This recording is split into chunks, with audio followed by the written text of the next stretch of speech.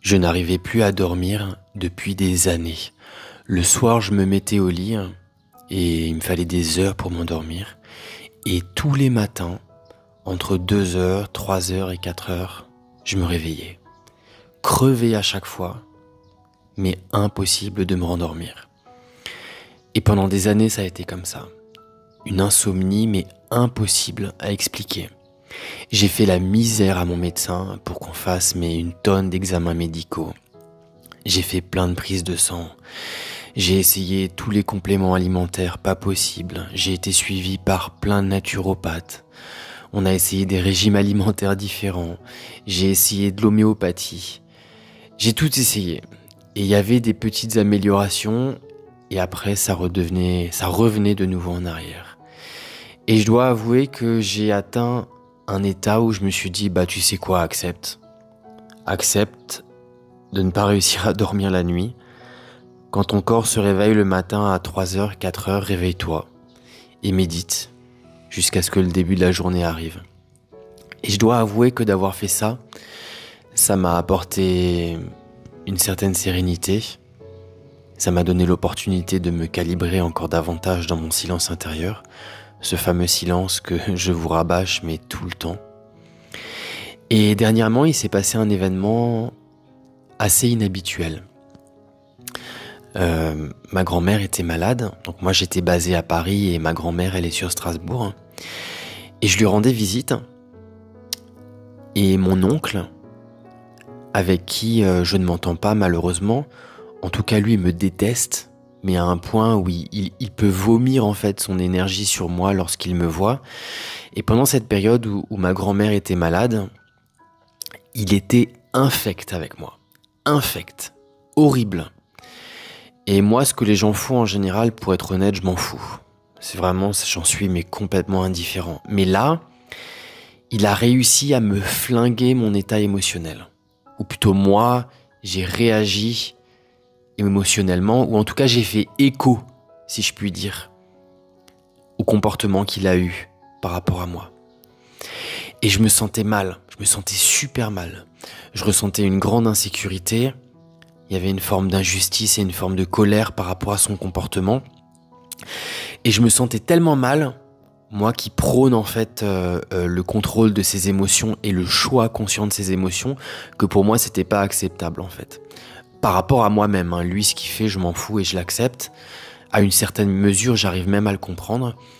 Du coup ce que j'ai fait c'est un protocole pour récupérer mon énergie par rapport à son comportement. Donc j'ai fait le protocole un premier jour. Donc c'est un protocole en fait où j'appelle son âme par le biais de la présence de mes guides spirituels à moi. J'appelle mon oncle en fait, j'appelle son âme à venir se placer devant moi et je lui dis tout ce que j'ai à lui dire. Et à la fin de cette conversation,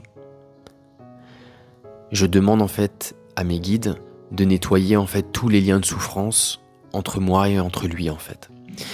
Et le premier jour, directement après ce protocole-là, je me suis senti mieux, mais vraiment bien. Mais ça n'a duré que quelques heures.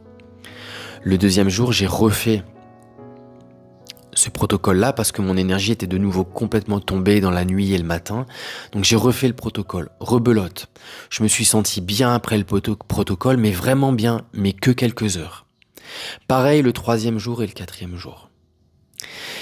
Et le cinquième jour, il s'est passé quelque chose d'assez marrant. J'ai discuté donc avec mes cousines, donc qui sont les filles de mon oncle, et je leur disais, purée, c'est quand même dingue parce que on s'entendait tellement bien avec votre père à l'époque, on était complices, on s'entendait bien et tout, et j'ai commencé à repenser à tous ces moments où on s'entendait tellement bien. Et j'y ai tellement pensé à ça que j'ai commencé à ressentir un amour qui était énorme pour lui. Et je me suis dit, enfin en tout cas j'ai dit à mes cousines, vous savez quoi, je pense que je vais écrire une lettre à mon oncle. Et dans cette lettre je vais lui dire, ok, tu me détestes, tu m'aimes pas, mais est-ce que tu te souviens au moins de toutes ces années dans mon enfance, enfin même pas, c'était mes 35 premières années de ma vie où tous les deux on s'est tellement bien entendus. Et j'ai tellement réfléchi à cette lettre. Qu'est-ce que j'allais mettre dans cette lettre? Comment j'allais l'écrire? Qu'est-ce que j'allais formuler dedans? Quel serait le message que j'allais véhiculer? Qu'en fait, énergétiquement, je me suis rempli de cette énergie d'amour à l'égard de mon oncle. Et ce soir-là, j'ai dormi comme un bébé. Je me suis endormi, mais épuisé. Mais bien, tu sais, quand tu t'endors et que t'es fatigué. Et je me suis endormi direct. Je me suis levé le lendemain matin à 9 h. Je ne me souvenais pas de la dernière fois où j'avais dormi aussi longtemps et aussi bien. Pareil le lendemain, pareil le jour d'après. Et ce processus de guérison que j'ai fait avec mon oncle, c'était il y a à peu près un mois. Maintenant, au moment où je suis en train d'enregistrer cet audio, il n'y a pas une seule nuit où j'ai pas bien dormi. Et le plus fou dans tout ça, c'est qu'en réfléchissant, j'ai commencé à mal dormir il y a à peu près 4 années. Il y a à peu près 4 années. C'était à peu près en 2020. C'est exactement au moment où mon oncle s'est fâché avec moi. C'est exactement à ce moment-là. C'est comme si mon corps avait métabolisé intérieurement cette situation avec mon oncle. Et ce qui est marrant, c'est que la vie a présenté une situation qui avait l'air, il y a un mois, avait l'air d'être douloureuse, mais en fait c'était un cadeau. Alors certes, c'était un cadeau mal emballé, mais c'était un cadeau. Parce que la présentation de cette situation douloureuse lorsque mon oncle m'a fait la misère il y a un mois, en ayant l'énergie de vouloir retrouver l'amour que j'avais pour mon oncle, cet amour est venu réparer cette blessure qui est venue se somatiser dans mon corps. Et j'ai récupéré en fait mes nuits de sommeil. Les insomnies ont disparu. Et tout est rentré dans l'ordre. Donc le message que je veux te dire, c'est apprends vraiment à regarder les situations douloureuses que la vie te présente. Il se pourrait que ce soit toi qui les aies demandées pour la réalisation de ton désir.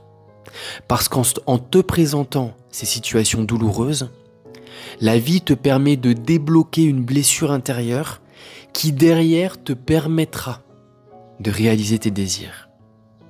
Tu vois ce que je veux dire?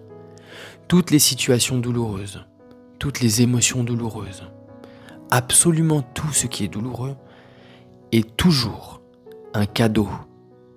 Certes mal emballé, mais un cadeau.